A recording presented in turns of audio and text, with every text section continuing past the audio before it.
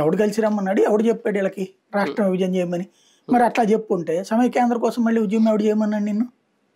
కాబట్టి ఆయన నిర్ణయం తీసుకుని దానికి చుట్టూ ఒక సాక్ష్యాలు ఆయన సృష్టిస్తాడు. ఇప్పుడు స్కిల్ డెవలప్మెంట్ కుంభకోణంలో కనుక ముందు ఇచ్చేసేసి ఆర్డర్, ఆ తర్వాత దానికి కావాల్సినటువంటి సబ్స్టాన్షియల్ ఎవిడెన్స్ క్రియేట్ చేసుకున్నారు.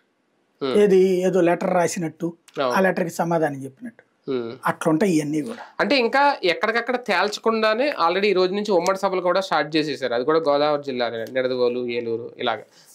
అంటే ఇలా ఉమ్మడి ప్రచారం ఇదే ఫస్ట్ టైం అనుకుంటా ముగ్గురు కలిసి. మొన్న అంటే అప్పుడు మోడీ గారు వచ్చారు కాబట్టి పురంధేశ్వర్ గారు ఒక చోట 2 చోట్ల కలుస్తాట, మొత్తం దగ్గర ప్లాన్ లేదట.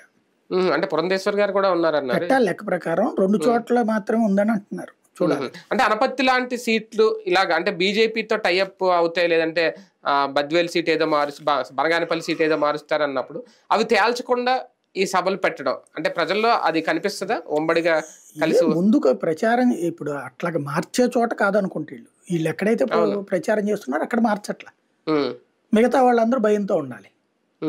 అంటే పొత్తులో భాగంగా కూడా కొన్ని సీట్లు పెండింగ్ పెడతారా మార్చాల్సింది? ఇంకేం లేదు, పొత్తులో వేరేది అయితే గీతే ఏమన్నా జనసేన మార్చాలేమో, బీజేపీ అయితే మార్చనని చెప్పేశాడు కదా. అవును, బీజేపీ అయితే మార్చడానికి అయితే ఏం సిద్ధంగా లేదు.